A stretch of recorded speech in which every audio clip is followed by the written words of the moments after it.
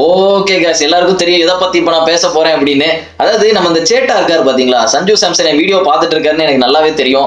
அவர் வந்து இந்த 20, 50, 70 அதெல்லாம் அடிக்க மாட்டாருங்க. அடிச்சா செஞ்சுரி இல்ல டக் அவுட் அந்த மாதிரி தான் விளையாண்டுட்டு இருக்காரு. என்னோட இதை வந்துட்டு சஞ்சு சாம்சன் வந்து இவ்வளவு சீரியஸா எடுத்திருக்கான் அப்படின்றது நல்லாவே தெரியுது. டெய்லி என் வீடியோ சஞ்சு சாம்சன் பார்த்துட்டு இருக்கான், இதுல ஒரு பிரச்சனை இல்லை, பார்த்துக்கிட்டே இருக்கட்டும். சஞ்சு சாம்சனோட கரியர் நான் தான் வந்து டெடிகேட் பண்ண போறேன், டிக்டேட் பண்ண போறேன் என்னன்னா நடக்க போகுது சஞ்சு சாம்சன் கரியர்ல அப்படின்னு. அதாவது இதுதான் வெயிட். சொல்ல போனா இந்த ஜோன்ல வந்து அடிக்கிறது அதெல்லாம் வராதுங்க எனக்கு. அடிச்சா செஞ்சுரி இல்லையா டக் அவுட் ஆயிட்டு போயிட்டே இருப்பேன். இதுதான் இன்னைக்கு சஞ்சு சாம்சன் பண்ண. எங்க நான் சொன்னதை நிறைவேற்றிடுவானோ அப்படின்னு லைட்டா பயந்து இவன் பாட்டுக்கு வந்துட்டு டக் அவுட் ஆயிடுவானோ அப்படின்னு நினைச்சேன். ஃபர்ஸ்ட் 2 பால் அப்படிதான் வந்து ஆடினான். மார்க் ஆன்சர் வந்து அதே மாதிரி பால் போட்டான், எப்படியோ ஸ்டொக் வச்சிட்டான், கேட்ச் மிஸ். ஃபர்ஸ்ட் ஓவர்ல 2 விக்கெட் போக சான்ஸ் இருந்து. அபிஷேக் சர்மா அவுட் ஆயிருப்பான், சஞ்சு சாம்சன் அவுட் ஆயிருப்பான் அப்படின்ற மாதிரி தான் இருந்து. பட் ஏதோ கேட்ச் அவுட் எஸ்கேப் ஆயிட்டானுங்க. சவுத் ஆப்பிரிக்கன்ஸ் பாவம் சொல்ல போனா இந்த மேட்ச்ல வந்துட்டு. ஸோ இன்னைக்கு அதை பத்தி பார்ப்போம். இந்தியா வர்சஸ் சவுத் ஆப்பிரிக்கா பார்ப்போம். பாகிஸ்தானை ஆஸ்திரேலியா நொறுக்கிட்டானுங்க, ரிவெஞ்ச் கொடுத்துட்டானுங்க அந்த சீரிஸ் வின் பண்ணதுக்கு. அதை பத்தி பார்ப்போம். அதுக்கப்புறம் இங்கிலாந்து வின் பண்ணிட்டானுங்க வெஸ்ட் இண்டீஸோட சீரிஸை இப்பவே முடிச்சிட்டானுங்க. ஒயிட் வாஷ் பண்ணுவாங்களான்னு பார்ப்போம். So first India versus south Africa போவோம். நான் கூட எங்க சவுத் ஆப்பிரிக்கா வந்து வின் பண்ணி வந்து இந்த டிரா ஆக்கி அசிங்கமா எதுவும் பண்ணிடுவானுங்களோ அப்படின்னு நான் நினைச்சிட்டேன். பட் எதுவுமே பண்ண. டிரா ஆயிட்டா ரொம்ப இரிட்டேட்டிங்கா இருக்கும் கைஸ். சவுத் ஆப்பிரிக்காவோட எதுக்கு டிரா ஆகணும், நம்ம வின் பண்ணணும். 3-1 வின் பண்ணியிருக்கோம், இதுதான் சூப்பரானது. ஜொஹான்ஸ்பர்க்ல மேட்ச் நடந்துச்சு, செம கிரௌட் இன்னைக்கு, செம கிரௌட். ஒரு ஃபைனல் T20 மேட்ச் எப்படி இருக்கணுமோ அப்படி இருக்கணும். பங்களாதேஷ்ல நடந்த பங்களாதேஷ் இந்தியா T20 இதே மாதிரி ஒரு ஹீட்ல தான் இருந்து. இந்தியா வர்சஸ் சவுத் ஆப்பிரிக்காவும் இதே மாதிரி ஒரு ஹீட்ல தான் இருக்கு. இதுதான் நல்லா இருக்கு பார்க்க. இந்த T20 சீரீஸே பயங்கரமா இருந்துச்சு. ஃபர்ஸ்ட் டாஸ் யார் ஜெயிச்சா அப்படின்னா கடைசியா நம்ம சூர்யா ஜெயிச்சுட்டான். 3 மேட்ச் தோத்துக்கிட்டே இருந்தியடா, இந்த வாட்டி ஜெயிச்சுட்டான். ஜெயிச்சு ஒண்ணுமே இல்லை, அவன் பேட்டிங் தான் எடுத்தான். எல்லா மேட்சும் நம்ம பேட்டிங் தான் எடுக்கிறோம். பேட்டிங் எடுத்தது ஒரு நல்ல விஷயம் தான். செம்ம அட்டி. அபிஷேக் சர்மா நல்லா விளாண்டான். குவிண்டன் டிகாக் மாதிரி விளையாடுறான் அபிஷேக் சர்மா. நான் சொல்றேன்ல, குவிண்டன் டிகாக் மாதிரி விளையாடுறான். அந்த லெக் சைட்ல அடிக்கிற 6 இருக்கட்டும் எல்லாமே. பட் இன்னைக்கு வந்துட்டு ஆஃப் சைட்ல நிறைய ட்ரை பண்ணான். நான் சொன்னல அபிஷேக் சர்மாவை பத்தி, அவன் எப்பெல்லாம் வந்துட்டு டிஃப்ரெண்டா இந்த ஒரே சைட்ல அடிக்கணும் அப்பதான் அவுட் ஆவான். இத்தனை மேட்ச் வந்து எப்பவும் லெக் சைட்லயே அடிக்க பார்த்துட்டு இருப்பான், அவுட் ஆவான். பட் இந்த மேட்ச் வந்து 2 சைடும் நல்லா அடிக்க பார்த்தா. ஆஃப் சைட்லயும் நிறைய 6 அடிச்சான், நல்ல ஷாட் எடுத்தான், நல்ல ஸ்டார்ட் கொடுத்தான். 36 ரன் அடிச்சான், நல்ல ஸ்டார்ட். இது போதும், இதுதான் வேணும். அதுக்கப்புறம் வந்தானுங்க சார் இவனுங்க 210 ரன் பார்ட்னர்ஷிப்ரா, செம்ம அட்டி. நான் என்ன நினைச்சேன், சஞ்சு சாம்சன் இன்னைக்கு செம்ம அடி அடிக்க போறான், மேன் ஆஃப் த டோர்னமெண்ட் அவன் தான் வாங்க போறான், மேன் ஆஃப் த மேட்சும் அவன் தான் வாங்க போறான்னு பார்த்தா நேக்கா வந்து திலக் வர்மா ரெண்டையுமே தூக்கிட்டு போயிட்டியாடா. மேன் ஆஃப் த மேட்ச் அவன் வாங்கிட்டான், மேன் ஆஃப் த டோர்னமெண்ட் அவன் வாங்கிட்டான். ஃபர்ஸ்ட் 2 பேரும் சூப்பரா விளையாண்டாங்க. சஞ்சு சாம்சன் நான் சொன்னல, டைமிங் தான், எதுனாலும் டைமிங் தான் மேட்ரு. பண்றத பண்ணிக்கிட்டே இருக்கணும், அது வந்தோன்னு தட்டி தூக்கிறோம், அவ்வளவுதான். இந்த சும்மா உட்காந்துட்டு இந்த ருத்ராஜ் ஜெய்க்வார் ஃபேன்ஸ்லாம் வந்துட்டு குறை சொல்லிக்கிட்டே இருந்தாங்க. திலக் வர்மா எதுக்கு, சஞ்சு சாம்சன் எதுக்கு, ஸ்டாட்ஸை போட்டு இப்படி பண்ணிட்டு இருந்தாங்க. இன்னைக்கு பாருங்க 2 மேட்சா 5 மேட்ச்ல கரியரே மாத்திட்டானுங்க. இனிமேல் எதுவுமே சொல்ல முடியாது. நீங்க வந்து நான் வந்து ஜெய்ஸ்வாலுக்கு சப்போர்ட் பண்ணல அப்படிலாம் சொல்லுவீங்க. ஜெய்ஸ்வால் வந்து ஜெய்ஸ்வால்ன்ற பாருங்க, ஜெய்குவார், ருத்ராஜ் ஜெய்குவார், ஜெய்ஸ்வால் இல்ல ஜெய்குவார். அதாவது நீங்க வந்து நான் வந்து ஜெய்குவாருக்கு சப்போர்ட் பண்ணல அப்படின்னு நினைப்பீங்க. ஜெய்குவாரை நான் வந்து சத்தியமா T20க்கு எடுக்க மாட்டேன். யாரை வச்சுட்டு நீங்க T20ல எடுப்பீங்க? ஜெய்ஸ்வால்ன்ற பாருங்க, ஜெய்குவார் வந்து டெஸ்ட்டுக்கு நான் எடுப்பேன், பட் T20க்கு நான் எடுக்க மாட்டேன். ஏன்னா ஸ்லோ ஸ்டார்டர், அது வந்து சிஎஸ்கேக்கு ஒர்க் ஆகும். சிஎஸ்கேக்கு அந்த மாதிரி ஸ்லோ ஸ்டார்ட் ஒர்க் ஆகும், ஏற்கனவே நம்ம பார்த்துருக்கோம். பட் நான் வந்து T20க்கு எடுக்க மாட்டேன். ஏன்னா ஏற்கனவே அட்டாக்கிங் பேட்ஸ்மேன் நல்லா இருக்காங்க. இந்த மாதிரி ஃபாஸ்டா விளையாடணும்னா அதுக்கு அட்டாக்கிங் பேட்ஸ்மேன் இருக்கணும். ஜெய்குவாரும் செஞ்சுரியில ருத்ராஜ் சொல்லிடுறேன் நான், தயவு செய்து. ருத்ராஜ் வந்து செஞ்சுரிலாம் போட்டிருக்கான். பட் நான் வந்து ருத்ராஜை டெஸ்ட்டுக்கு வச்சுக்கிட்டேன். டெஸ்ட்டுக்கு தான் இப்போ வந்து ஸ்ட்ரகிள் பண்ணிட்டு இருக்காங்க. ருத்ராஜ் வந்து எனக்கு பொறுமையா விளையாடுறதுனால ருத்ராஜ் வந்து பர்ஃபெக்டான ஒரு டெஸ்ட் பேட்ஸ்மேனா இருப்பான் அப்படின்னு மட்டும் எனக்கு 100% கான்ஃபிடென்ட் இருக்கு. ருத்ராஜ் வந்து நான் டெஸ்ட்டுக்கு வச்சுக்கிறேன். மற்றபடி T20க்கு இது சரியான டீம். எனக்கு தெரிஞ்சு இப்போ வேர்ல்ட் கப் அந்த மாதிரி வருது, 26ல தான் வேர்ல்ட் கப் வருது. அதுக்கு வந்து சஞ்சு சாம்சனும் SSV ஜெய்ஸ்வாலும் ஓப்பனிங் பண்ணா சூப்பரா இருக்கும். மேபி அபிஷேக் சர்மாவை கூட இதுலேயே போட்டுடலாம். அபிஷேக்கே விளையாடட்டும், அவன் நல்லா விளையாடுறான். இந்த டீமே அப்படி கொண்டு போ, எனக்கு இதுவும் ஓகே தான். இந்த டீம் அப்படி கொண்டு போட்டோம். ஜெய்ஸ்வால் வந்துட்டு ஓடியையும் டெஸ்ட் மட்டும் விளையாடட்டும்னாலும் எனக்கு ஓகே தான், அதுவும் ஓகே மாதிரி தான் எனக்கு தோணுது. மற்றபடி செம்ம அட்டி. 9 6 சஞ்சு சாம்சன்.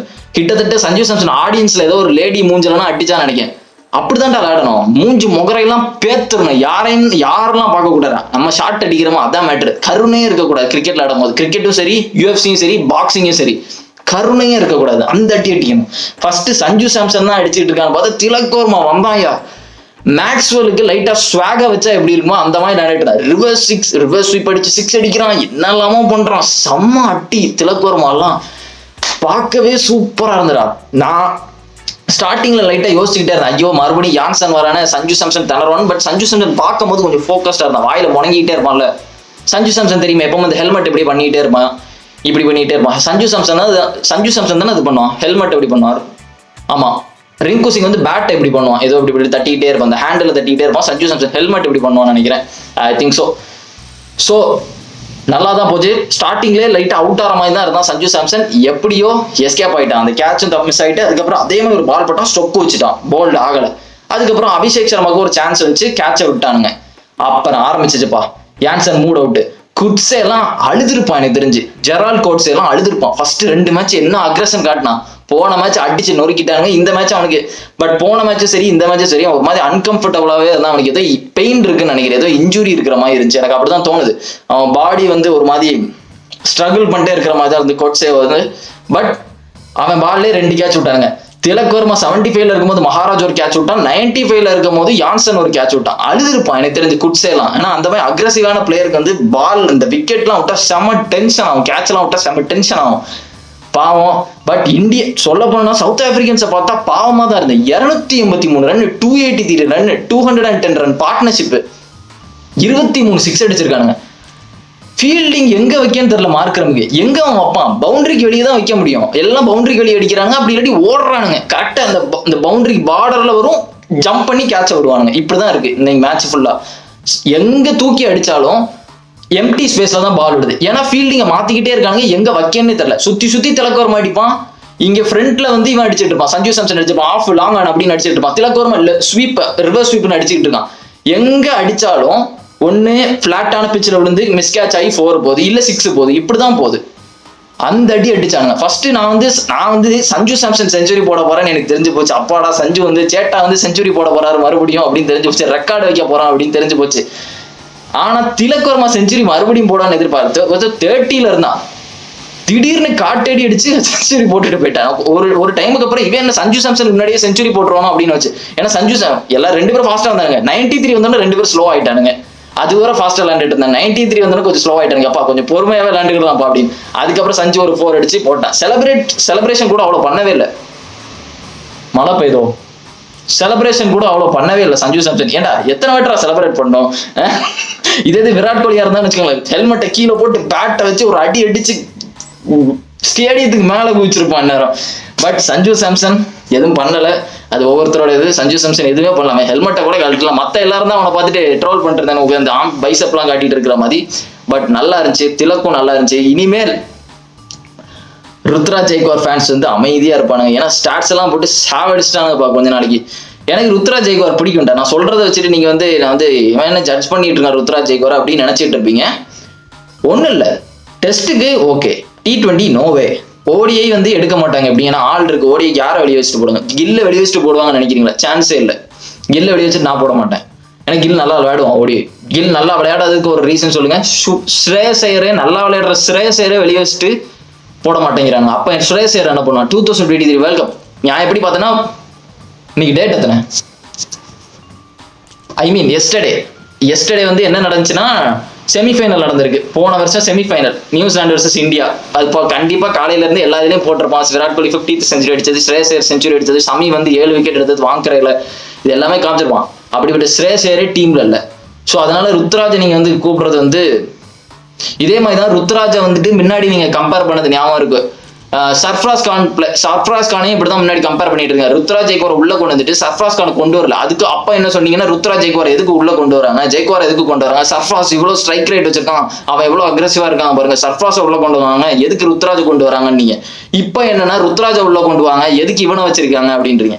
நியாயப்படி பார்த்தனா உங்களுக்கு யாரையாவது குறை சொல்லிக்கிட்டே இருக்கணும். எவனையாவது பிடிச்சி வெளியே போட்டு உள்ள வச்சுட்டேன்னா இப்படி ஒரு ஆரோ மார்க் போட்டுடலாம். இப்படி ஒரு ஆரோ மார்க்கை போட்டுட்டு இவங்க தான் பெஸ்ட் அப்படின்னு போட்டேன்னா உங்களுக்கு கரெக்டா இருக்கும். அதானே நான் உங்களோட மைண்டை ரீட் பண்ணி அப்படியே சொல்றேன். அதுதான் உங்களுக்கு வேணும். இப்போ அபிஷேக் சர்மா அடிச்சோன்னா உடனே ஆரோ மார்க்கை போட்டுட்டு SSV ஜெய்ஸ்வால் வெளியே இருக்கணும், அபிஷேக் சர்மா உள்ள இருக்கணும் அப்படிம்பீங்க. மாத்திக்கிட்டே இருப்பீங்க. டீமா இருந்தாதான் நல்லா இருக்கும். பட் இப்போதைக்கு டீம் நல்லா தான் இருக்கு. நான் உங்களோட ஃபேக்டை வந்து லாஜிக்கா தான் பேசிக்கிட்டு இருக்கேன். யோசிச்சு பாத்தீங்கன்னா தெரியும். இப்ப எல்லாமே நல்லா தான் இருக்காங்க. திலக் வர்மா நல்ல பேட்ஸ்மேன், நல்ல லெஃப்ட் ஹேண்ட் பேட்ஸ்மேன், சஞ்சு நல்ல பேட்ஸ்மேன், அபிஷேக் சர்மாவும் நல்ல பேட்ஸ்மேன், குவிண்டன் டிகாக் மாதிரி ஒரு எப்படி சொல்ல ஸ்மாஷ் பண்ற ஒரு பேட்ஸ்மேன் தான். இன்னும் கொஞ்சம் எக்ஸ்பீரியன்ஸ் இருந்தா அவன் நல்லாவே விளையாடுவான். ஏன் நான் வந்து இந்த டீமை வந்து இவ்வளோ இது பண்றேன் அப்படின்னா, ஃபாஸ்டா விளையாடுறானுங்க. இஷான் கிஷனும் அதே மாதிரி ஒரு ஆள் தான், ஃபாஸ்டா விளையாடுவான், வந்தவனா அடிப்பான் இல்ல அவுட் ஆயிட்டு போயிடும், அந்த மாதிரி ஒரு ஆள் தான். அதனால எனக்கு இந்த டீம் ஓகேவா தான் தெரியுது. ஹர்திக் பாண்டியா நல்லா தான் விளையாடுறான். மற்றபடி எனக்கு தெரிஞ்சு இந்த டீம் வச்சுட்டு எனக்கு தெரிஞ்சு எங்க வேணாலும் போய் வின் பண்ணலாம். விவிஎஸ் லக்ஷ்மனோட கோச்சிங்கும் எனக்கு நல்லா தான் தெரியுது. கௌதம் கம்பீரோட கோச்சிங் பத்தி தான் எனக்கு தெரியவே இல்லை. அவர் வந்து நல்லா பண்ண மாதிரி எனக்கு தெரியல. இன்ஸ்டாகிராம் பார்த்துட்டு மீம்ஸ் பார்த்துட்டு வந்து அவர் கோச்சா போட்டுட்டாங்க அவசரப்பட்டுட்டு. இந்த டிக்டாக்ஸ்ல வர்ற கௌதம் கம்பீரோட ஸ்வாகு அதெல்லாம் பார்த்துட்டு போட்டாங்க. கௌதம் கம்பீர் என்ன நினைச்சிருப்பாரு, ஜாலியா ஏசி ரூம்ல உட்காந்து டோனியை பத்தி குறை சொல்லிட்டு இருந்தோம், விராட் கோலி பத்தி குறை சொல்லிட்டு இருந்தோம், இப்ப தூக்கிட்டு போய் பார்டர் கவாஸ்கர்ல கொண்டு போய் உட்கார வச்சிட்டீங்களா, இப்ப என்ன பண்ணனே தெரியாம முடிச்சிட்டு இருப்பாரு. அதுதான் கௌதம் கம்பீர் மனசுல ஓடிட்டு இருக்கும். ஸ்டைலா ஸ்வாகா உட்கார்ந்து இருந்தாரு கொல்கத்தா கோச்ல. எப்படி அச்சா இப்படி மிரட்டிட்டு இருந்தாரு எல்லாரையும். இப்ப அதெல்லாம் பண்ண முடியாத. இப்ப கம்பீர தான் எல்லாரும் மிரட்டுவாங்க, ஐயோ ஜெயிப்பாங்களா ஜெயிக்க மாட்டாங்களா அப்படின்ற மாதிரி இருக்கு.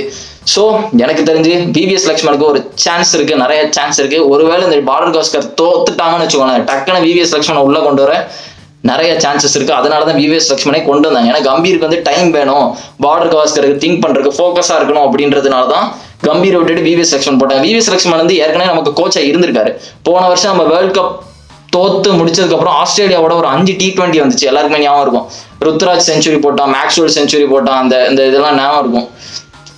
அந்த சீரீஸ்ல அவர் தான் கோச்சா இருந்தார், நல்லா பண்ணியிருந்தார். அந்த இது வந்து 4-1 நம்ம வின் பண்ணோம். ஸோ எனக்கு தெரிஞ்சு டெஸ்ட் ரொம்ப காமா இருக்காரு, அதனால எனக்கு இவர் போடலாம் அப்படின்னு தெரியுது. அது மட்டும் இல்லை, டெஸ்ட் மேட்சை பத்தி நல்லா தெரியும்.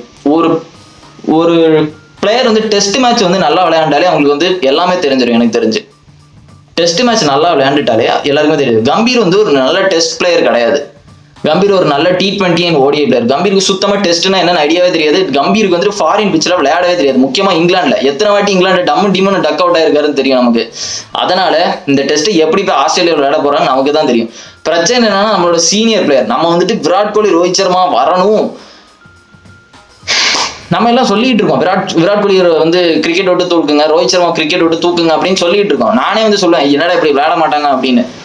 அவங்க இருக்கும் போது அதெல்லாம் தெரியாது, அவங்க போனதுக்கு அப்புறம் தான் தெரியும். விராட் கோலி, ரோஹித் சர்மா இல்லாத போது போய் கிரிக்கெட்டை பாருங்க, உங்களுக்கு கிரிக்கெட் பார்க்குற மாதிரியா இருக்கும் உங்களுக்கு. விராட் கோலி, ரோஹித் சர்மா இல்லாம நீங்க கிரிக்கெட் பார்க்க முடியுமா? டோனி ஃபேன் சொல்லுங்க, உங்களால டோனி இல்லாம கிரிக்கெட் பார்க்க முடிஞ்சிச்சு அவங்களால. டோனி இல்லாம சிஎஸ்கே நினைச்சு பாருங்க, சிஎஸ்கே ஃபேன்ஸ் யாராவது பார்த்துட்டு இருக்கீங்க, டோனி இல்லாம நினைச்சு பாருங்க எப்படி இருக்கும் மேட்ச் பார்க்கும்போது. டோனி இல்லை அப்படின்ற போது புரியுதுல, அதே மாதிரி தான் எல்லாம் சொல்லுவோம், பட் இல்லாத போது ஒரு மாதிரி தான் இருக்கும். நான் இன்னைக்கு காலையில தான் யாரோ ஒரு போட்டோ போட்டு விட்டுருந்தாங்க, விராட் கோலியோட 2018 and 19 பார்டர் கவாஸ்கர் டிராஃபியோட பிக்சரும் இந்த வருஷம் பார்டர் கவாஸ்கர் டிராஃபியோட பிக்சரும் விராட் கோலியோட ஃபேஸை போட்டிருந்தாங்க. அதுல அவ்வளோ டிஃபரன்ஸ் இருந்து 2018 and 19 விராட் கோலி ஃபேஸ் வந்து ஒரு மாதிரி ஸ்டட்டு மாதிரி இருக்கும், ஒரு ஹங்கரோட இருந்து. முடிஞ்ச அந்த பிக்சரை நான் போடுறேன், செமையா இருந்தது. ஒரு மாதிரி ஒரு கோவம் இருக்கும், அந்த ஹங்கர் இருக்கும். அதாவது சொல்ல போனா பிரைம் கானர் மெக்ரகரோட ஃபேஸும் இப்போ உள்ள மெக்ரகர் ஃபேஸுக்கும் அவ்வளவு வித்தியாசமா இருக்கு. பிரைம் ரொனால்டோவோட சின்ன வயசு ஃபேஸும் அவன் பையனோட ஃபேஸையும் வச்சு பாத்தீங்கன்னா அவ்வளவு வித்தியாசம் இருக்கும். ஏன்னா அந்த கண்ணு அதுலயே தெரியும், அந்த ஹங்கர் இருக்கும். பட் இப்போ வந்து விராட் கோலி வந்து ஏதோ கிரிக்கெட்டே அவனை விட்டு போன மாதிரி இருக்கான். நான் இந்த திருப்பி அதை சொல்லிடுறேன், இது ஒரு 50வது வாட்டி நான் சொல்றேன். விராட் கோலி அந்த 50th செஞ்சுரி போட்டதுக்கு அப்புறம், சச்சினோட ரெக்கார்டு பிரேக் பண்ணதுக்கு அப்புறம், அதான் சொன்னேன், நியூசிலாண்டோட அந்த செஞ்சுரி போட்டதுக்கு அப்புறம், 50th செஞ்சுரி போட்டதுக்கு அப்புறம் Virat Kohli last his motivation. அவ்வளவுதான். அந்த பெரிய மைல் ஸ்டோன் முடிச்சுட்டு விராட் கோலி முட்டி போட்டு இப்படி பண்ணா தெரியுமா, பவுடவுன் பண்ணா தெரியுமா, அதோட விராட் கோலி போனதுதான். அதுக்கப்புறம் அந்த ஃபயர் வரவே இல்லை, எதுலையுமே வரவே இல்லை. இதோ விராட் கோலி இந்த கிரிக்கெட் ரொம்ப நாள் விளையாண்டனா ரொம்ப எனர்ஜி கொடுத்தவங்க எல்லாம் இப்படிதான், அப்படி எப்படி சொல்லுவாங்க, அது மென்டலி எக்ஸாஸ்ட் ஆன மாதிரி இருக்கும். அதுதான் விராட் கோலிக்கு நடக்குதுன்னு நினைக்கிறேன். என்னால அதை பார்க்க முடியுது. விராட் கோலி ரொம்ப எக்ஸாஸ்டா இருக்கிற மாதிரி இருக்கு. டீம் வந்தா சரிதான், எனக்கு தெரிஞ்சு வருவாங்க அப்படின்னு ஒண்ணு இருக்கு. பட் ரொம்ப கஷ்டம், ஆஸ்திரேலியால போய் எப்படி அடிக்க போறான்னு தெரியல. அவனுங்க வேற அதுக்குள்ள ரெடி ஆயிட்டானுங்க. T20 எதுவுமே விளையாடாம டீம் ரெடி பண்ண ஆரம்பிச்சிட்டானுங்க. ரொம்ப ஸ்ட்ராங்கா தான் வருவாங்க பேட் கமிங்ஸ்லாம். ஏன்னா ஏற்கனவே ஒரு ODI சீரிஸ் வந்து பாகிஸ்தானோட தோத்துருக்கானுங்க. நம்ம வந்து அவங்களை T20 வேர்ல்ட் கப்ல அடிச்சிருக்கோம். ரோஹித் சர்மாலாம் வந்து தர்மடி அடிச்சான், ஸ்டார்க்கு. அதெல்லாம் ஞாபகம் வச்சுட்டு, அதாவது ரோஹித் சர்மாவோட தியரி இப்படி எப்படின்னா, நம்ம வந்து ஸ்டாண்ட் பண்ணணும் அப்படின்னு இருக்கோம். ஸ்டார்க்கோட தியரி எப்படின்னா, பால் நான் தானே போட போறேன், எல்லா பாலும் நான் தானே போட போறேன் அப்படின்ற மாதிரி தான் இருக்கும். ஸோ ஸ்டார்க் வந்து வெறியில தான் வருவான். ஏற்கனவே இந்த இன்டர்வியூல எல்லாம் கேட்டாங்க எப்படி வந்து ரோஹித் சர்மா என்ன உங்களை பண்ணாரு T20 வேர்ல்ட் கப்ல அப்படின்னு கேட்டதுக்கு வந்து சொன்னேன், நான் வந்து ஒரு 5 பேட் பால் போட்டேன், அந்த 5 பேட் பாலே அவன் 6 அடிச்சிட்டார், ரோஹித் சர்மா 6 அடிச்சிட்டாரு அப்படின்னு சொல்லிட்டு தான். ஸோ கண்டிப்பா ரிவெஞ்ச் கொடுப்பானுங்க. ஆஸ்திரேலியா பத்தி நம்ம எல்லாருக்குமே தெரியும், ரொம்ப சீனா போடுவானுங்க அவன்கிட்ட பார்த்து தான் விளையாடணும். மற்றபடி இந்த T20 வந்து செமையா போச்சு. T20 பத்தி பக்காவா இருக்கு. T20 ஒன்றும் இல்லை, நான் வந்து கம்பேக் கொடுப்பாங்கன்னு நினைச்சேன், ஒண்ணுமே கம்பேக் கொடுக்கல. செகண்ட் மேட்ச் கூட நம்ம வின் பண்ணிருப்போம். வருண் சக்கரவர்த்தி 5 விக்கெட் எடுத்தான், நல்ல ஒரு கம்பேக் வின் பண்ணியிருக்கலாம். பட் எதுக்கோ தெரில அவனுக்கு ஜெயிச்சிட்டாங்க, நல்லா விளையாண்டானுங்க. பட் அவனுக்கு ஜெயிச்சதுனால தான் கொஞ்சம் இன்ட்ரெஸ்டிங்கா இருந்தது தேர்ட் மேட்ச். அவனுக்கு ஜெயிக்காம இருந்தனா நமக்கு எல்லாருக்குமே தெரியும் நம்ம தான் எப்படி ஜெயிக்க போறோம். பட் சவுத் ஆப்பிரிக்கா ஜெயிச்சானுங்க. பட் அதுக்கப்புறம் ரெஸ்ட் இஸ் ஹிஸ்டரி, எப்பவுமே நம்ம தான் வின் பண்ண போறோம். இன்னைக்கு சஞ்சுவும் திலக்கும் நொறுக்கி எல்லாருமே நல்லா இருந்தாங்க. அபிஷேக் சர்மாவும் சரி, 210 runs 210 run partnership, team score 283, Tilak Varma 120 run 47 balls, Sanju Samson 109 56 balls. Sanju Samson ரொம்ப ஃபாஸ்டா போற மாதிரி இருந்து திடீர்னு பார்த்தா திலக் வர்மா எங்க இருந்து வந்தானே தெரியல, சரசரசரசரன்னு போயிட்டான். அடிக்கிறது எல்லாமே வெளியே. அதுவும் ஜோஹான்ஸ்பர்க்லாம் வந்து எவ்வளவு ஃபேமஸ், ஐகானிக் ஸ்டேடியம் சவுத் ஆப்பிரிக்கானாலே ஜோஹான்ஸ்பர்க் தான். அந்த இடத்துல இப்படி ஒரு ஹிஸ்டாரிக்கல் நாக்கு அடிச்சிருக்கானுங்க உட்காந்துட்டு. அதுவும் சவுத் ஆப்பிரிக்காவை போட்டு ஃபுல்லா சொல்ல போனா இந்தியன் ஃபேன்ஸ் மாதிரி தான். சஞ்சு சாம்சன் அடிக்கிறான், ஃபேன்ஸ் மூஞ்சில படுத்து அழுதுகிட்டு இருக்கு, ஜாலியா இருந்து பார்க்கவே. அப்படிதான் அடிக்கணும், ஒருத்தங்களோட கூடாது. ஸோ கிரிக்கெட் பார்க்கறோம், கிரிக்கெட்டை பார்க்கணும். எங்க பார்த்துட்டு இருக்கிறது யாருக்கு தெரியும். நான் என்னைக்காவது ஸ்டேடியம்ல போவேனா கூட டமார்னு மூஞ்சில வந்து விடுமோ என்னமோ. நடக்கலாம், நிறைய சான்ஸ் இருக்கு கைஸ், நடக்கலாம், என்ன வேணாலும் இருக்கணும்னா. ஸோ சேட்டா நல்லா பண்ணியிருக்காரு. நிறைய பேர் சேட்டா சப்ஸ்கிரைபர் எல்லாருக்குமே தெரியும். நீங்க வந்து சஞ்சு சாம்சனோட பேட்டிங்கை பாக்குறதே வந்து என்னோட விஷனை வச்சுதான் பாக்குறீங்கன்னு எனக்கு தெரியுது. சஞ்சு சாம்சன் என்ன பண்ண போறான், இன்னைக்கு இவன் எதை பத்தி பேச போறான் அப்படின்றது. ஒரு டக் அவுட் ஆயிருந்தனா என்னதான் நினைச்சிருப்பீங்க, செஞ்சுரி போடுறப்போ என்னதான் நினைச்சிருப்பீங்க நீங்கன்னு நல்லாவே தெரியும். அதனால ஏதோ ஒண்ணு ரெண்டு பேர் சமையல் ஆண்டானுங்க. மேன் ஆஃப் த டோர்னமெண்ட் வாங்கிட்டான், நல்லா பண்ணானுங்க. சொல்ல போனா இனி பார்டர் கவாஸ்கர்ல தான் என்ன இருக்கு, என்ன பண்ண போறானுங்க இவனுங்க. பவுலர்ஸ் யாரை கொண்டு வர போறாங்க, ஷமி என்ன ஆனாரு அப்படின்னே தெரியல நமக்கு. முகமது ஷமி வந்து அதோட போனவர் தான். இனிமேல் வந்து அவர் எடுப்பாங்களா, திருப்பி இன்ஜுரியில இருந்துட்டு அப்படி வந்துலாம் மேக்ஸிமம் எடுக்க மாட்டாங்க. இன்ஜுரியில இருந்து இப்படி வந்து பும்ரா மட்டும் தான் எடுத்திருக்காங்க. முகமது ஷமி ரொம்ப டேலண்டடான பவுலர் தான், எடுக்க சான்ஸ் இருக்கு. But maybe Indian team Mohammed Shami வந்து சரியா இல்லாத மாதிரி எனக்கு இருக்கு. ஒரு மாதிரி ரொம்ப பெரிய இன்ஜுரின்னு நினைக்கிறேன், ஒரு பேக் இன்ஜுரி தான் நினைக்கிறேன். எனக்கு நான் முகமது ஷமியை பத்தி படிச்ச ரொம்ப நாள் ஆயிட்டு. நான் திடீர்னு நீ ஏதோ ஒரு இதுல பார்த்தேன், அது இந்த 7 wickets இதெல்லாம் போட்டிருந்தாங்க. அப்பதான் ஞாபகம் முகமது ஷமி மறந்தே போயிட்டேனப்பா அப்படின்ற மாதிரி இருந்து. அப்பதான் காலையில தான் அந்த ஹைலைட்ஸ் பார்த்துட்டு இருந்தேன், இந்தியா vs நியூசிலாந்து, இந்த விராட் கோலி 50th century போட்டதெல்லாம் பார்த்தோம் தான் எனக்கு ஞாபகம் வந்துச்சு. ஓகே ஓகே ஓகே ஓகே இன்னும் கொஞ்ச நாள்ல வந்துட்டு இனி 19 அப்போ போடுவாங்க பாருங்க, நவம்பர் 19 அப்போ போடுவானுங்க. டிராவிஸ் ஹெட் அடிச்சால நம்ம வேர்ல்ட் கப் தோத்தது 19 தான், அப்பவும் அதே தான் போடுவானுங்க. நம்ம போன வருஷம் இதே டைம்ல வந்துட்டு வேர்ல்ட் கப் லூஸ் பண்ணோம் அப்படின்னு போடுவாங்க. பாருங்க இன்னும் கொஞ்ச நாள் போட தான் போறானுங்க. ஐசிசிலனா ஏதாவது இது போட்டுட்டு இருப்பானுங்க, வீடியோவா போட்டுட்டு இருப்பானுங்க. ஸோ எல்லாராலையும் நவம்பர் 15 மறக்க முடியாது, நவம்பர் 19 மறக்க முடியாது. ஒரு இது வந்து அவ்வளோ ஹாப்பியா இருந்து இன்னொரு இது அப்படியே டிஸ்ட்ராய் பண்ணிட்டு அப்படியே நொறுக்கிட்டு இந்தியன் ஃபேன்ஸை. அதுவும் ஒரே டீம் தான் ஆஸ்திரேலியா. அந்த கூதிமனுங்களை தான் போய் நம்ம இப்போ பார்டர் கவாஸ்கர்ல பார்க்க போறோம். எப்படி இருக்குன்னு பார்ப்போம். நல்லா இருக்கும் நம்புறேன். நம்ம வந்து ஸ்ட்ராங்கா இருக்கணும். சர்ஃப்ராஸ் கான் எல்லாம் நம்பி கூட்டு போறாங்க, அவனுங்கெல்லாம் தாங்குவாங்க. மேக்ஸிமம் வந்து கேஎல் ராகுல் தான் உள்ள போடுவாங்க அப்படின்னு எனக்கு தோணுது. ஏன்னா ஆஸ்திரேலியன் பிச்சில் எப்படி சர்ஃப்ராஸ் கான் பண்றான்னு தெரியல. சர்ஃப்ராஸ் கான் அந்த 150 போட்டதுக்கு அப்புறம் கொஞ்சம் காக்கியா விளையாடின மாதிரி எனக்கு தோணுச்சு. மேபி பட் அதையும் சொல்ல முடியாது. நியூசிலாந்து வந்து எல்லாருமே தான் விக்கெட் எடுத்தாங்க, எவனுமே நல்லா விளையாடல. நான் தான் சொல்றேன்ல, விராட் கோலி ரோஹித் சர்மா நிக்காட்டி எல்லாருமே அவுட் ஆயிடுவானுங்க. விராட் கோலி ரோஹித் சர்மா ஒண்ணுமே பண்ண தேவையில்ல. ரோஹித் சர்மா வந்து அவ்வளவுதான், முடிஞ்சிச்சு. ரோஹித் சர்மா வந்து அவனோட ரிட்டையர்மெண்ட் டைம் வந்தாச்சு. இதுக்கு மேல எதுவும் விளையாட முடியாது. வேணா ஒரு வருஷமா அடுத்த டெஸ்ட் வேர்ல்ட் கப் விளையாடலாம். அதுக்கப்புறம் ரோஹித் சர்மா அவங்களே வந்து சொல்லிடுவாங்க, ரோஹித் சர்மா நீங்க டீசெண்டா வந்து ரிட்டையர் ஆகுங்க அப்படின்ற மாதிரி தான். ரோஹித் சர்மாவோட பிசிக்கும் இருக்கு, மென்டாலிட்டி இருக்கு. ரோஹித் சர்மா ஒரு நல்ல டெஸ்ட் பிளேயர் ஆடுது. ரோஹித் சர்மாவோட வேலை வந்து ஒரு 50 அடிச்சாலே போதும், வந்து ஒரு நல்ல ஸ்டார்ட் கொடுத்துட்டு போயிட்டு விராட் கோலி நின்னா போதும். விராட் கோலி ஆனா இப்ப நிக்கிற விராட் கோலி வந்துட்டு ஒவ்வொரு பாலுக்கு பெருமூச்சு விட்டுட்டு இருக்கான். அந்த டைம் நான் விராட் கோலி ஹங்கரா இருப்பான், அப்படியே வரட்டும் வாங்க போடுங்கடா. ஆனா இப்ப இருக்கிற விராட் கோலி ரிவ்யூவே எடுக்காம போறான். அவுட்டே இல்லாத பாலுக்கு ரிவ்யூவே எடுக்காம போறான். 3 ரிவ்யூ இருக்கும் விராட் கோலிலாம். அப்போ ஒரு ரிவ்யூ இருந்தா கூட விக்கெட்டை தரவே மாட்டான். பட் இப்ப இருக்கிற விராட் கோலி அவுட்டே இல்லாட்டி கூட அவனே அவுட்டுன்னு சொல்லிட்டு போயிடுறான். அப்படியாட்டும் விராட் கோலி. ஸோ பார்ப்போம் எப்படி விராட் கோலி ரோஹித் சர்மாலாம் பண்றானுங்க இந்த பார்டர் கவாஸ்கர்ல. ரோஹித் சர்மாவோட மென்டாலிட்டி எப்படி இருக்கும், பேட்ரிக்கோட மென்டாலிட்டி எப்படி இருக்கும் அப்படின்றத பார்ப்போம். அதுக்கப்புறம் பாகிஸ்தான் வர்சஸ் ஆஸ்திரேலியா. T20 நடந்திருக்கும். மழை பெஞ்சிச்சு, ஐ மீன் நேத்து நடந்துச்சு, நேத்துனா முந்தா நேத்து நடந்துச்சு. பாகிஸ்தான் vs ஆஸ்திரேலியா நடந்துச்சு. ஆஸ்திரேலியாவை வச்சு ஆஸ்திரேலியாவை தோக்கடிச்சாங்க. பாகிஸ்தான் சீரிஸ் விக்டரி பண்ணிட்டாங்க. அதுக்கு ரிவெஞ்ச் நடந்துட்டு ஆஸ்திரேலியா வந்து வின் பண்ணிட்டாங்க. மேட்ச் வந்து வெறும் 7 ஓவர் மேட்ச் தான். மழை பெஞ்சு கம்மி பண்ணிட்டாங்க. 94 அடிச்சாங்க 7 ஓவர்ல. ஸ்டாயினஸும் மேக்ஸ்வெல் செம்ம அடி அடிச்சான், ஒரு 43 அடிச்சான், பெரிய நாக் தான். பட் பாகிஸ்தான் வந்து 69க்கு 70க்குள்ளே வந்துட்டு 9 விக்கெட் எடுத்து மேட்ச் முடிஞ்சிட்டு. நான் என்ன நினைச்சேன், 30 ரன்னுக்கு ஆல் அவுட் ஆயிடுவானுங்கன்னு நினைச்சேன். பாகிஸ்தான் 7 ஓவர் மேட்ச்ல எவ்வளவு பெரிய அசிங்கமா இருக்க போது, இவ்வளவு மோசமா ஆஸ்திரேலியா வந்து ரிவெஞ்ச் கொடுப்பானுங்களா அப்படின்ற மாதிரி எல்லாம் நினைச்சேன். பட் அப்படி நடக்கல. டீசெண்டா எலிஸ் பயங்கரமா போட்டான். எலிஸ், சேவியர், ஜாம்பா எல்லாருமே சமையா போட்டு முடிச்சுட்டானுங்க பாகிஸ்தானை. எப்படி ஒரு ரிவெஞ்ச் கொடுக்குறோமோ அப்படி கொடுத்து முடிச்சுட்டானுங்க. ஸோ பாப்பா மீதி இருக்கிற 2 T20 என்ன நடக்க போகுதுன்னு. நியூசிலாந்து ஸ்ரீலங்கா அவனுங்க இது நல்லா போயிட்டு இருக்கு. 2 செஞ்சுரிலாம் போட்டானுங்க. பெர்னாண்டோ, குசால் மெண்டிஸ்லாம் செஞ்சுரி போட்டானுங்க. அவனுங்க இது நல்லா போயிட்டு, அவனுங்க ரைவல்ரி. நியூசிலாந்து வெர்சஸ் ஸ்ரீலங்கா ஒரு அண்டர் ரேட்டடான rivalry. West Indies versus England ஒரு அண்டர் ரேட்டடான rivalry. But West Indies versus இங்கிலாந்துக்கு T20 நடந்துட்டு இருக்கு. T20 வின் பண்ணிட்டானுங்க. 5 match T20 first 3 match England win பண்ணிட்டானுங்க. சப்புன்னு முடிச்சிட்டானுங்க. போன வருஷம் T20 நடந்துச்சு வெஸ்ட் இண்டீஸ். போன வருஷம் 2023 அந்த டிசம்பர் டைம் நினைக்கிறேன் T20 நடந்துச்சு வெஸ்ட் இண்டீஸ் வெர்சஸ் இங்கிலாந்து. செமையா போச்சது. ஃபர்ஸ்ட் ரெண்டு வெஸ்ட் இண்டீஸ் வின் பண்ணானுங்க. அதுக்கப்புறம் 2 இங்கிலாந்து வின் பண்ணானுங்க. 5th வந்து டிசைடர் இருந்துச்சு.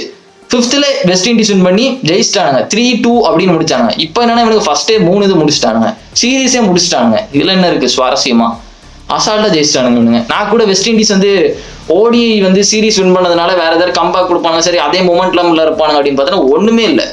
அப்படியே ஒரு மாதிரி பிளாங்கா இருக்கு. அதுக்கப்புறம் யாரோ ஒருத்தரை பத்தி கேள்விப்பட்டேன், அல்ஜாரி ஜோசப் எல்லாருக்கும் தெரியும். அல்ஜாரி ஜோசப்க்கும் டேரன் சாமிக்கு ஏதோ முட்டிக்கிச்சு அப்படிலாம் சொல்றாங்க. ஏதோ பிஹேவியர் சரியில்லை அப்படின்ற மாதிரி. நான் வந்து அல்ஜாரி ஜோசப்பை பார்த்து முன்னாடியே நான் சொல்லணும்னு நினைச்சேன். அல்ஜாரி ஜோசப் வந்துட்டு ஒரு மாதிரி ரொம்ப பெரிய பவுலர்லாம் கிடையாது. ரொம்ப ஒரு ஆவரேஜான பவுலர் தான் அல்ஜாரி ஜோசப். சொல்ல போனா ஒரு மீடியாக்கரான பவுலர் தான். பட் அவனோட பிஹேவியர் வந்து செம இரிட்டேட்டிங்கா இருக்கும். நீங்க எத்தனை பேர் பார்த்திருக்கீங்கன்னு தெரியல. அவுட் ஆகிட்டு செலிப்ரேட் பண்றதா இருக்கட்டும், இல்ல டீமுக்குள்ளே மிங்கிளாறதா இருக்கட்டும், ஒரு மாதிரி வேண்டா வெறுப்பா இருப்பான். நீங்க எத்தனை பேர் அல்ஜாரி ஜோசப்பை நல்லா ஜூம் பண்ணி க்ளோஸ் அப்ல பாத்தீங்க தெரியல. ஏதாவது செலிப்ரேட் பண்ணாட்டே இருக்கட்டும், ஒரு விக்கெட் எடுத்தா கூட டீமோட செலிப்ரேட் பண்ண மாட்டான். ஒரு மாதிரி அப்படின்ற மாதிரி போவான். அப்படிலாம் பண்ணா டீமுக்குள்ள வைக்க மாட்டாங்கப்பா. அவனு எவனுமே பிடிக்காது. நான் இன்னைக்கு காலையில கூட மேட்ச் பார்த்துட்டு இருந்தேன். அந்த ஹைலைட்ஸ், அந்த இங்கிலாந்து வெர்சஸ் வெஸ்ட் இண்டீஸ் பார்த்துட்டேன். அதுல விக்கெட் எடுத்துட்டு ஹுசைனோட இப்படி இது பண்ண போவான், ஹைஃபை பண்ண போவான் அல்ஜாரி ஜோசப். ஹுசைன் வந்துட்டு சும்மா இப்படி விளையாட்டுக்கு இப்படி கை வச்சுட்டுவான். உடனே இவனும் அப்படின்ற மாதிரி போயிடுவான். எதுக்கு பண்றான்னு தெரியல. இப்பெல்லாம் பண்ணக்கூடாதுப்பா ஜோசப். உங்க டீம் வந்து ஏற்கனவே வந்துட்டு ஆளே இல்லாத மாதிரி இருக்கு. எவனை போட்டாலும் தோத்துறாங்க அப்படின்ற மாதிரி தான் வெஸ்ட் இண்டீஸே இருக்கு. இவன் வேற இதுல இப்படி பண்ணிட்டு இருக்கான். ஸோ பார்ப்போம். அதுபடி நல்லாதான் இருக்கு. பாபர் அசாமுடைய பேட்டிங்லாம் நம்ம நேற்று பார்த்தோம் T20ல. வரவே மாட்டான் போல பாபர் அசாம் கடைசி. அவ்வளவுதான் போல. எதனால வந்துட்டு இந்த பிளேயர்ஸ் எல்லாம் வந்துட்டு இப்படி பர்ன் அவுட் ஆறாங்க, நான் அதுக்கு ஒரு எக்ஸ்பிளனேஷன் சொல்றேன். இப்ப ஒரு பிளேயர் இருக்காங்கன்னு வச்சுக்கோங்களேன். நீங்க வந்துட்டு அவன் வந்து யங்கா இருக்கிறான், 22 இயர்ஸ் இருக்கு. திலக் வர்மா இப்ப அடிக்கிறதெல்லாம் பார்த்துட்டு, சஞ்சு சாம்சன் இப்படி அடிக்கிறதெல்லாம் பார்த்துட்டு next Virat Kohli, next Rohit Sharma, next Pandya அப்படிலாம் நிறைய பேர் சொல்லுவீங்க. மேட்ரு என்னன்னா, அதே இதை அவன் 20 வருஷம் பண்ண முடியுமா? அதுதான் மேட்ரு. அதே இதை அவன் 15 வருஷம் பண்ண முடியுமா? இப்ப ஃபுட்பால் எடுத்துக்கிட்டீங்கன்னு வச்சுக்கோங்களேன். மேப்பே இருக்கான், கிலியன் மேப்பே இருக்கான், ஹாலண்ட் இருக்கான். இவனெல்லாம் வந்துட்டு மெஸ்ஸி ரொனால்டோட கம்பேர் பண்ணுவாங்க. மெஸ்ஸியை தாண்ட போறான், ரொனால்டோ தாண்ட போறான். அதெல்லாம் அந்த டைம் கிரேட்னஸ்க்காக விளையாடுவாங்க. இப்ப இருக்கிறவங்க வந்து கிரேட்னஸ்க்காக விளையாடுவாங்க. ஒரு டைமுக்கு அப்புறம் பிளஷர் அண்ட் மணி வந்ததுக்கு அப்புறம் அதெல்லாம் விட்டுருவானுங்க. ஒரு நல்ல எக்ஸாம்பிள் யாருன்னா நெய்மர். எல்லாருக்குமே தெரியும், பிரேசிலியன் பிளேயர். 2014ல நெய்மர் வந்துட்டு ஃபயரா இருப்பான். அவனுங்க வேர்ல்டுல தான், அவனுங்களோட ஹோம் டவுன்ல தான் வேர்ல்ட் கப் நடந்துச்சு. செமிஃபைனல்ல மட்டும் பிரேசிலியன்ஸ் மறக்க வேண்டியதா இருக்கும். 7-1 ஜெர்மனி போட்டு ஆள வச்சிட்டானுங்க பிரேசில. எல்லாருக்கும் தெரிஞ்சிருக்கும். 14லனா நெய்மர் வந்து ஃபயரா இருப்பான். ஒரு எப்படி அவன் ஸ்கில் வந்து கிட்டத்தட்ட மெஸ்ஸி ரொனால்டோவோட பெட்டரா இருக்கும். பட் இப்ப இருக்கிற நெய்மர் வந்து மணி, பிளஷர், ஃபுல்லா கேர்ள்ஸோட சுத்தம் அப்படிலாம் இருப்பான். ஸோ நான் சொல்றது அதேதான். ஏதாவது ஒரு பிளேயர் அடிக்கிறத பார்த்தாலே இவங்க தான் ஃபியூச்சரு அப்படிலாம். அவங்க அடிக்கிற ஸ்டைல் வேணா ஒரே மாதிரி இருக்கும். ரியான் பராக் அடிக்கிறது விராட் கோலி மாதிரி இருக்கும். அபிஷேக் சர்மா அடிக்கிறது வந்துட்டு டிகாக் மாதிரி இருக்கும். கிளென் பிலிப்ஸோட ஸ்டைல் வந்துட்டு பிரைம் சுரேஷ் ரெய்னா மாதிரி இருக்கும். எல்லாமே இருக்கும். அதே இதை அவங்களால 10 வருஷம் வைக்க முடியுமா? கடைசி வரை கரியரோட எண்டிங் வரை அந்த இதை எடுத்துட்டு போக முடியுமா? அதுதான் மேட்ரு. சச்சின் ஒரு இதை வச்சாங்களா, விராட் கோலி வந்து கரியர் நடுவில் இருக்குமே எல்லாரும் என்ன சொன்னாங்க, சச்சின் ரெக்கார்டை பீட் பண்றது யாரால முடியும் அப்படின்னா விராட் கோலியால முடியும். விராட் கோலி அடிச்சான். ஏன்னா விராட் கோலி இந்த ஸ்டே பண்ணான். இப்ப வந்துட்டு அதே மாதிரிதான் சுமன் கில்லையும் சொன்னாங்க. ருத்ராஜே அப்படிதான் சொன்னாங்க, நெக்ஸ்ட் விராட் கோலி அப்படின்னாங்க. சான்ஸும் கிடைக்கல, அவன் உள்ளேயும் வரமாட்டேங்கிறான். இப்போ சஞ்சு சாம்சன் என்ன சொல்லிட்டு இருந்தாங்க, நெக்ஸ்ட் தினேஷ் கார்த்திக், நானே சொன்னேன் நெக்ஸ்ட் தினேஷ் கார்த்திக் மாதிரி ஆயிடக்கூடாது அப்படிலாம் வீடியோ போட்டுட்டு இருந்தேன். ஒரு நெக்ஸ்ட் தினேஷ் கார்த்திக் மாதிரி ஆயிடுவானோ அப்படிலாம் சொல்லிட்டு இருந்தேன். ஏன்னா தினேஷ் கார்த்திக் தான் அப்படி இருந்தார் முன்னாடி. எப்படின்னா தினேஷ் கார்த்திக் நம்பி எந்த மேட்ச்லையும் போட முடியாது. தினேஷ் கார்த்திக் எதுக்கு ஃபேமஸ் ஆனவர் அப்படின்னா, அந்த ட்ரை சீரீஸ்ல வந்துட்டு பங்களாதேஷோட லாஸ்ட் பால் 6 அடிச்சு போடுவார். அதை தவிர மற்ற எந்த மேட்ச் தினேஷ் கார்த்திக் வந்து ஒழுங்கா விளையாட மாட்டார். நர்வஸ் ஆகி அவுட் ஆயிடுவார். அந்த மாதிரி தான் சஞ்சு சாம்சன் விளையாண்ட மாதிரி இருந்து. பட் இப்போ பாருங்க 5 மேட்ச்ல சஞ்சு சாம்சன் கரியரே மாறிட்டு.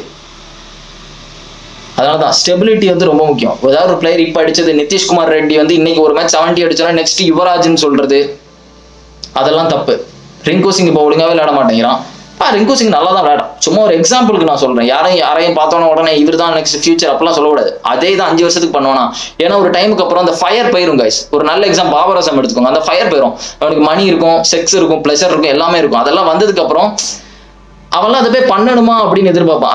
அதை பண்ணி தான் நான் வந்துட்டு அதுல என்னோட ஹாப்பினஸ் எடுக்கணுமா அப்படின்னு நினைப்பான். விராட் கோலி வந்து எதுக்கு பேட்டிங் இப்படி பண்றான் அப்படின்னா, அவனை பொறுத்தவரை அவன் வந்து வேர்ல்டுலேயே பெஸ்ட் பேட்ஸ்மேனா இருக்கணும் அப்படின்னு நினைச்சான். பட் இவனுக்கு வந்து இப்ப வந்துட்டு விராட் கோலி எப்படி இருக்குன்னா, ஃபேமிலி இருக்கு, பிளஷர் இருக்கு, வயசாயிட்டு அவனுக்கு வீட்லயே இருக்கணும், பெட்லயே இருக்கணும் அப்படின்ற மாதிரி அவனுக்கு இருக்கும்.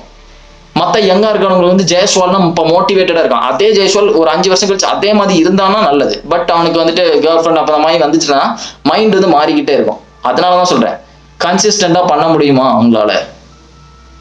அதனால யாரை பார்த்தும் டக்குன்னு டிமாண்ட் பண்ணக்கூடாது. ஏன்னா ஒரு நல்ல எக்ஸாம் வந்து நான் பாபர் அசம் மறுபடியும் சொல்லிட்டேன். பாபர் அசம் இந்த ஃபயரே இல்லாத மாதிரி விளையாண்டுட்டு இருக்கான். பாவம், நல்ல பிளேயர் தான். என்னதான் ட்ரோல் பண்ணாலும் பாபர் அசம் பாவம் நான் சொல்ல போனேன். ஏன்னா யங்கா இருக்கிறவங்க 29 இயர்ஸ் தான். அதுக்குள்ள அவன் எவ்வளவு செஞ்சுரி போட்டுட்டான். கிட்டத்தட்ட இந்த 3 வருஷம் சரியா விளையாடல. இந்த 3 வருஷத்துக்கு முன்னாடி உள்ள ரெக்கார்ட் எடுத்தீங்கன்னா பாபர் அசம் அவ்வளவு நல்லா விளையாண்டுருக்கான். கிட்டத்தட்ட பாபர் அசம் விராட் கோலியோட கம்பேர் பண்ணிட்டு இருப்பாங்க. எல்லாருக்குமே தெரியும். இப்ப கூட பாபர் அசம் விராட் கோலியோட தான் கம்பேர் பண்ணிட்டு இருப்பான். பாபர் அசம் ஆர் விராட் கோலி எப்படிவாங்க. இப்ப வந்துட்டு எல்லாரும் சிரிக்கிறாங்க. நானே சிரிப்பேன். பாபர் அசம் விராட் கோலி தாண்டா. பாபர் அசம் எதுக்குடா நான் சொல்லணும் அப்படின்ற மாதிரி தான் இருக்கும். பட் ஒரு டைம்ல பாபர் அசம் அடிக்கிற கவர் டிரைவா இருக்கட்டும், எல்லாரும் வந்துட்டு விராட் கோலி பிடிக்கும்ன்றதுக்காக வந்துட்டு பாபர் அசம் வந்து பயங்கரமா குறை சொல்லுவாங்க. விராட் கோலி அடிச்சாதான் கவர் டிரைவ் அப்படிமா, பாபர் அசம் அடிக்கிற நல்லா இருக்காது அப்படிமா. பட் பாபர் அசம் அடிக்கிற கவர் டிரைவ் வந்து அவ்வளவு ஸ்மூத்தா இருக்கும். விராட் கோலி வந்து கொஞ்சம் ஸ்டிஃபா அடிப்பான். பாபர் அசம் வந்து ஒரு மாதிரி அடிக்கிறதே தெரியாத மாதிரி இருக்கும். லைட் அந்த சங்கக்கார லெஃப்ட் ஹேண்ட்ல அடிக்கிற கவர் டிரைவ் வந்து பார்க்கவே அழகா இருக்கும். ஒரு மாதிரி ஸ்மூத்தா இருக்கும், அப்படி கிளாஸா இருக்கும். அதே மாதிரி தான் பாபர் அசம் விளையாடுவான். பட் இப்போ வந்து எதுவுமே இல்லை. பாபர் அசம் ஃபயர் இல்லை, பாபர் அசமே வெளியே தூக்கி வைங்க அப்படின்ற மாதிரி தான் பாபர் அசமே விளையாடுறான். ஸோ அதே தான் இப்போ இருக்கிற யங்கா இருக்கிறவங்களும் சரி, எந்த கிரிக்கெட்னு சொல்லல, மொத்த லைஃபே நான் சொல்றேன். எதா இருந்தாலும் சரி, அதை வந்து கடைசி வரை பண்ண முடியுமா? இல்ல பிளஷர் வந்ததுக்கு அப்புறம், இல்ல உங்களுக்கு கேர்ள் ஃப்ரெண்டோ யாரோ வந்ததுக்கு அப்புறம் அதை அப்படியே விட்டுருவீங்களா? பட் எல்லாருக்கும் அப்படி ஒரு டைம் வரும். மென்டலி பிரேக் எடுக்கலாம், ஆனா குவிட் பண்ணக்கூடாது. புரியுதா? மென்டலி பிரேக் எடுக்கலாம், குவிட் பண்ண வந்துட்டு கூடவே கூடாது. நீங்க நினைக்கலாம் குவிட் பண்ணா நல்லா இருக்கும் அப்படிலாம் நினைப்பீங்க. பிளஷர் போதும், எனக்கு ஒரு வீடு கட்டினா போதும் அப்படிலாம் நினைப்பீங்க. அப்படிலாம் இருக்க முடியாது. வீடு கட்டினதுக்கு அப்புறம் என்ன பண்ண போற? வீட்டை கட்டி பிடிச்சு முத்தமா கொடுக்க போற? சில பேர் சொல்லுவாங்க தெரியுமா, நான் மேரிடானு கம்ஃபர்டபுளா இருப்பேன், நான் வீடு கட்டின பிறகு கம்ஃபர்டபுளா இருப்பேன்மா. எங்கடா அப்படிலாம் இருக்க முடியாது மேன். கிவ் அப்பே பண்ணக்கூடாது. பிரேக் எடுக்கலாம், மென்டலி எக்ஸாஸ்டா பிரேக் எடுக்கலாம், திருப்பி வரும். விராட் கோலி எடுத்துக்கலாம். எவ்வளவு பிரேக் எடுத்தா திடீர்னு வந்தா வேர்ல்ட் கப்ல பயங்கரமான T20 வேர்ல்ட் கப் வின் பண்ணி கொடுத்தா. T20 வேர்ல்ட் கப்பே வந்து ஒழுங்கா விளையாடல சொல்ல போனா. அந்த ஒரு மேட்ச் நல்லா விளையாண்டுட்டான். பட் 50 ஓவர் வேர்ல்ட் கப் நல்லா விளையாண்டா, கடைசி வரை நல்லா தான் விளையாண்டான். ஒரு நல்ல எக்ஸாம்பிள் வேற யாரும் எடுக்கலாம் அப்படின்னா டொனால்ட் ட்ரம்ப் எடுக்கலாம். ட்ரம்ப் வந்தாரு, அமெரிக்கா ஸ்ட்ராங் ஆக்கணும்னு நினைச்சாரு. உங்களுக்கு வேணா ட்ரம்ப் பிடிக்காம இருக்கலாம். ட்ரம்ப் ரேசிஸ்ட் நிறைய இதெல்லாம், அந்த மாதிரி நிறைய இதெல்லாம் இருக்கு. ட்ரம்ப்பை வெளியே போட்டாங்க. ஜோ பிடன் அடிச்சுட்டு இப்போ மறுபடியும் கமலா ஹாரிஸ் எல்லாம் அடிச்சுட்டு இப்போ மறுபடியும் பிரசிடென்ட் வந்திருக்காரு. மறுபடியும் வந்திருக்காரு இப்ப அமெரிக்காவை ஸ்ட்ராங் ஆக்க. அதை தான் சொல்றேன், கிவ் அப் பண்ணக்கூடாது. புரியுதா? குவிட் பண்ணக்கூடாது. பிரேக் எடுக்கலாம், ஆனா குவிட் பண்ணக்கூடாது. அதான் நான் சொல்றேன். ஓகே, கிரிக்கெட்ல ஆரம்பிச்சு வேற எங்கேயோ போயிட்டு இருக்கேன்டா நான் இப்ப. ஸோ மற்றபடி கைஸ் இதுதான் நான் சொல்லணும்னு நினைச்சேன் இப்போ இருக்கிற இன்னைக்கு வீடியோ பொறுத்தவரை.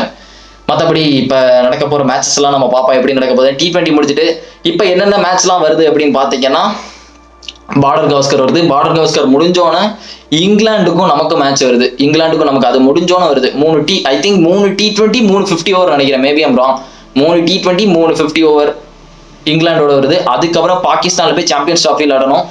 சாம்பியன்ஸ் ட்ராஃபி எனக்கு பாகிஸ்தான்ல தான் விளையாடணும். நிறைய பேர் இல்லை அப்படி இல்லை ப்ரோ, ஹெல்த்து ஃபேமிலி சேஃப்டி அப்படிலாம் சொல்றீங்க. எனக்கு பாகிஸ்தான்ல விளையாடணும். பாகிஸ்தான்ல வச்சு அடிக்கிற பாக்கியை வந்து நான் அந்த இதை வந்து நான் பார்க்கணும். அந்த வைப் வந்து பாகிஸ்தான் வைப் எப்படி இருக்கு அப்படின்னு பார்க்கணும். லாகோர்ல அடிக்கிறது, கராச்சியில் அடிக்கிறது, அந்த வைப்லாம் எப்படி இருக்கு அப்படின்னு பார்க்கணும். ஸோ அதனால எனக்கு வந்து பாகிஸ்தான்ல நடக்கிறது எனக்கு ஒரு ஆசை.